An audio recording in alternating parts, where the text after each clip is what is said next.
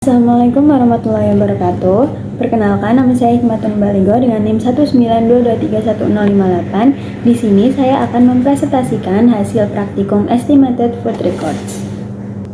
Untuk latar belakangnya sendiri, jadi penilaian konsumsi pangan merupakan aspek penting dalam kajian gizi karena dapat memberikan gambaran pola makan serta kecukupan zat gizi yang berhubungan erat dengan status kesehatan individu maupun kelompok. Salah satu metode penilaian konsumsi pangan adalah Estimated Food Records, dan dibandingkan dengan Weighed Food Records, metode ini lebih praktis karena responden hanya perlu mencatat makanan dan minuman yang dikonsumsi dengan memperkirakan ukuran porsi menggunakan alat rumah tangga atau bantuan visual tanpa harus melakukan penimbangan secara detail. Hal ini membuat TFR mampu menangkap variasi pola makan antar hari dengan tingkat kepatuhan responden yang lebih tinggi. Penggunaan FFR juga semakin berkembang dengan dukungan alat bantu, foto porsi maupun aplikasi digital yang meningkatkan akurasi estimasi porsi dan memudahkan input data. Meski demikian, metode ini tetap memiliki keterbatasan seperti potensi kesalahan estimasi porsi dan juga under atau over reporting. Maka dari itu, penelitian biasanya melengkapi EFR dengan langkah validasi tambahan, misalnya melalui Goldberg Cut-Off atau perhitungan kebutuhan energi individu dengan TEE agar hasil yang diperoleh lebih andal untuk analisis kecukupan gizi dan perencanaan intervensi. Berikut adalah rumusan masalah dan juga tujuan dari praktikum ini. Selanjutnya berikut ini adalah identitas responden. Selanjutnya, berikut ini adalah rata-rata konsumsi responden. Berdasarkan hasil pencatatan food record selama 3 hari, yaitu 2 hari pada weekday dan 1 hari pada weekend, diperoleh data terkait seluruh makanan dan minuman yang dikonsumsi oleh responden. Rata-rata asupan energi yang didapat adalah sebesar 1055,97 kilokalori dengan protein 48,9 gram, lemak 59,6 gram, dan karbohidrat 79,1 gram.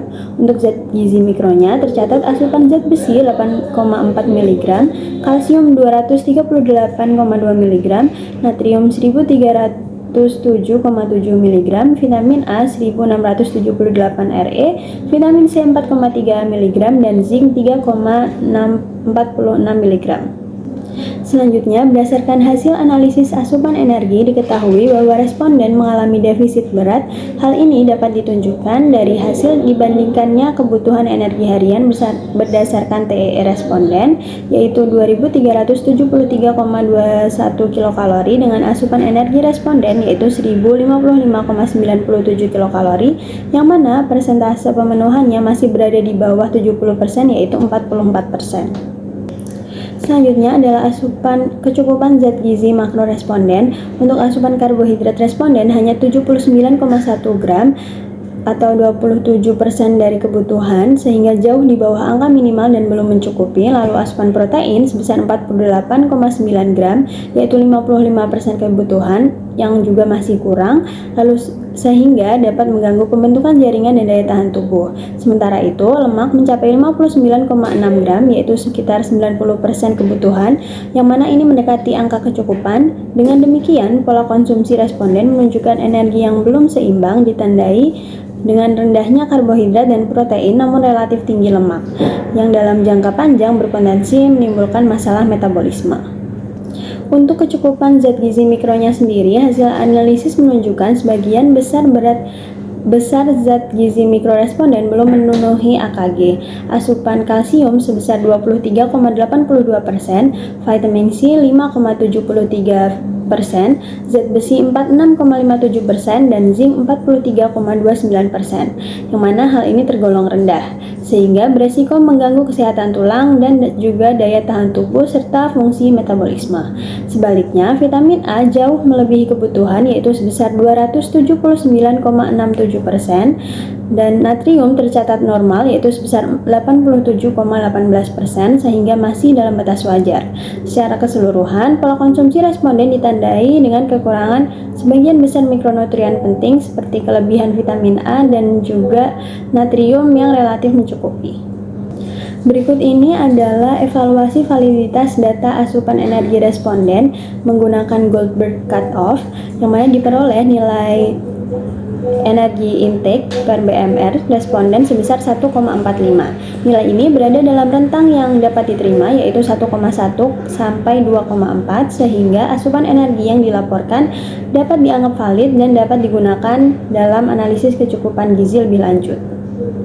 Berikutnya adalah hasil dari kelompok sendiri. Yang pertama adalah kecukupan data energi kelompok wanita.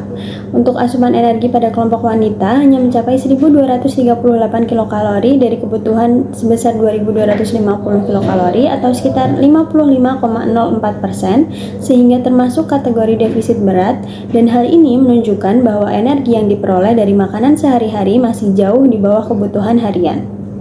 Untuk kecukupan zat gizi mikro dari kelompok wanita sendiri, baik karbohidrat, protein maupun lemak semuanya berada dalam kategori tidak mencukupi, yang mana asupan karbohidrat ini hanya 155,9 gram dibandingkan dengan kebutuhannya, yaitu 281 sampai 337 gram. Lalu protein juga rendah, yaitu hanya 53,1 gram dari kebutuhannya 84 sampai 113 gram. Begitu pula dengan lemak yang hanya 45 gram dibandingkan kebutuhan 50 hingga 62,5 gram. Kondisi ini memperlihatkan bahwa kelompok wanita mengalami defisit gizi makro yang cukup signifikan, sehingga energi total juga masih rendah. Untuk kecukupan zat gizi mikro kelompok wanita sendiri, sebagian besar zat gizi juga masih belum mencukupi. Zat besi yang terpenuhi 72,7%, lalu kalsium 45,91%, vitamin A 76,16%, dan juga vitamin C 24,42% dari kebutuhan harian, sehingga dapat dikategorikan kurang. Zinc berada pada kategori cukup dengan pemenuhan 95,72%, sedangkan natrium cukup aman karena masih dalam batas kebutuhan, yaitu 60,79%. Secara umum, kelompok wanita menghadapi masalah defisit energi, kekurangan makronutrien, serta kekurangan sebagian besar mikronutrien. Selanjutnya adalah data food records dari kelompok pria. Yang pertama, untuk kecukupan energinya sendiri, asupan energi pada kelompok pria rata-rata sebesar 2349 kilokalori dari kebutuhan 2650 kilokalori atau sekitar 88,64%, sehingga masuk ke kategori defisit ringan. Dan hal ini berarti asupan energi pria relatif lebih baik dibandingkan dengan wanita, meskipun masih sedikit kurang dari kebutuhan. Pada zat gizi mikro, asupan karbohidrat dan protein masih tidak mencukupi, yang mana karbohidrat hanya 319 gram dibanding kebutuhan, yaitu 331 hingga 397 gram, dan protein 89,3 gram dibandingkan kebutuhan 99 sampai 123 gram. Namun asupan lemak justru melebihi, yaitu 79,4 gram dari kebutuhan 58 sampai 73 gram. Hal ini menunjukkan bahwa kelompok pria cenderung mengonsumsi makanan tinggi lemak tetapi masih kurang karbohidrat dan juga protein.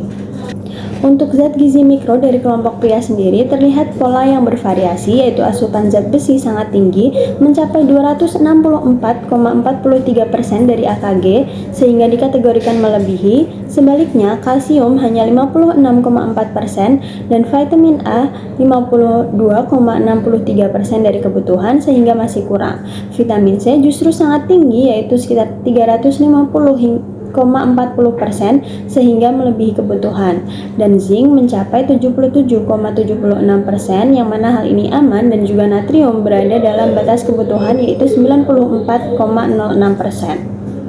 Selanjutnya adalah evaluasi kelebihan dan juga kekurangan dari metode Estimated Food Records ini sendiri. Yang pertama, kelebihannya adalah memberikan data yang cukup akurat karena responden mencatat langsung makanan yang dikonsumsi. Yang kedua, dapat menggambarkan variasi pola makan baik weekday maupun weekend. Yang ketiga, memungkinkan analisis detail zat gizi makro dan mikro dibandingkan standar, yaitu AMDR, AKG, WNPG, dan juga TEE. Yang keempat, data dapat digunakan untuk menyusun rekomendasi diet yang lebih tepat. Lalu untuk kekurangannya sendiri, yang pertama adalah bergantung pada kepatuhan responden, berisiko terjadi underreporting atau overreporting. Yang kedua, membutuhkan ketelitian tinggi dalam pencatatan termasuk porsi makanan, tidak selalu mencerminkan pola makan jangka panjang, dan juga bisa menimbulkan bias bila responden mengubah pola makan saat pencatatan. Sekian yang dapat saya sampaikan. Terima kasih. Wassalamualaikum warahmatullahi wabarakatuh.